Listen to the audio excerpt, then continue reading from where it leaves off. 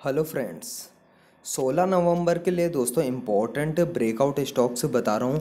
दोस्तों 16 नवंबर के लिए जो है ध्यान रखिएगा, क्योंकि दोस्तों मार्केट आज 15 नवंबर के दिन दोस्तों काफ़ी साइडवेज रहा है और दोस्तों काफ़ी वोलेटाइल रहा है। ठीक है, करेक्शन आई है कई सारे स्टॉक्स में और कुछ स्टॉक्स में ब्रेकआउट आ रहे हैं। ठीक है, तो आपको ध्यान रखना है। कुछ ब्रेकआउट स्टॉक्स बता रहा हूँ आज मैं।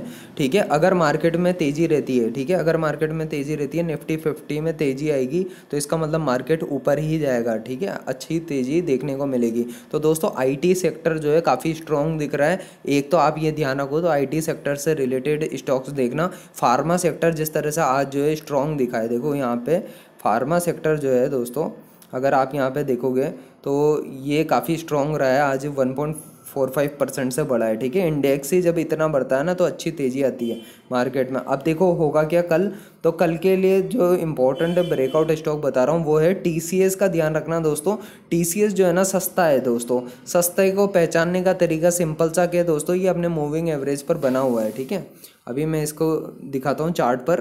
तो दोस्तों ये बिल्कुल मूविंग एवरेज पर बना हुआ है और एक तेज़ी बन रही है। ठीक है, तो जब इस तरह से जो है दोस्तों मार्केट में जब तेज़ी आती है और इस तरह से करेक्ट होने के बाद में स्टॉक कंसोलिडेट करके ब्रेकआउट देता है तो एक तेज़ी बनती है। ठीक है, ऊपर तो आपको तेज़ी के ट्रेड से लेने होते हैं इसमें। ठीक है, इसके अलावा दोस्तों एफएमसीजी इसके स्टॉक्स में भी तेज़ी देखने को मिल रही है। ठीक है, लेकिन दोस्तों जो आईटी सेक्टर है उसमें ज़बरदस्त एक अच्छा खासा मूव आ रहा है। ठीक है, इस वजह से जो है निफ्टी में गिरावट आ नहीं पा रही है, लेकिन बैंक निफ्टी जो है वो वीक चल रहा है अभी। ठीक है, मार्केट में अब देखो आपको जो ब्रेकआउट के लिए ध्यान रखना है, एक तो टीसीएस का ध्यान रखना आईटी सेक्टर में। इसके अलावा दोस्तों ई क्लर्क्स नाम से एक कंपनी है। ठीक है, उसके बारे में मैं अभी बताऊंगा आपको।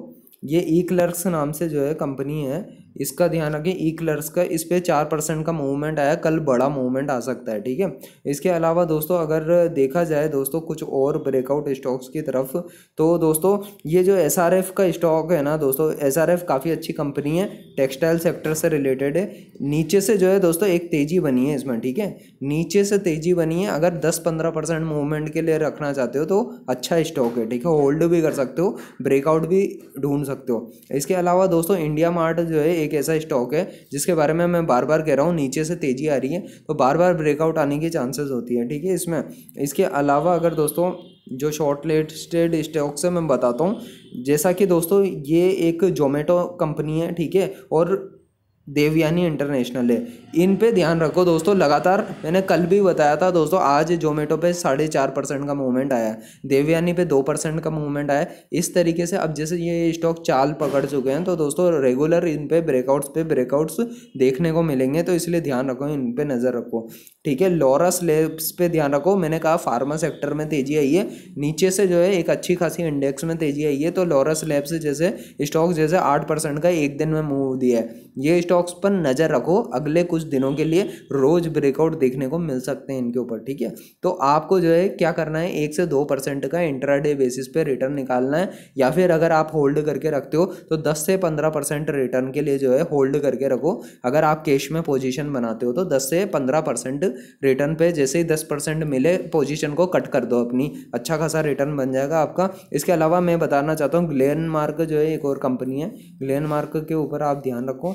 ग्लेनमार्क के अलावा दोस्तों हिंदुस्तान पेट्रोलियम करके जो कंपनी है, इस पे जो है तेज़ी के ब्रेकआउट्स आते रहेंगे। रीज़न है दोस्तों क्रूड ऑयल की प्राइसेस बढ़ रही है इंटरनेशनल मार्केट में। ठीक है, इसके अलावा अगर दोस्तों कुछ और स्टॉक्स की बात करी जाए तो मैं कहना चाहूँगा दोस्तों, इनमें जो है आपको जो है इनको सबको जो है रडार पे रखना है, ताकि आपकी नज़र इन सभी स्टॉक्स के ऊपर हो जिनको मैंने ऑलरेडी पिछली breakout stocks of the day नाम से जो हमारी सीरीज़ है उसमें बताया हुआ है। बाकी ठीक है, चलिए आज के लिए इतना ही। आज की इस वीडियो में जो है इतने इंपॉर्टेंट थे वैसे स्टॉक्स।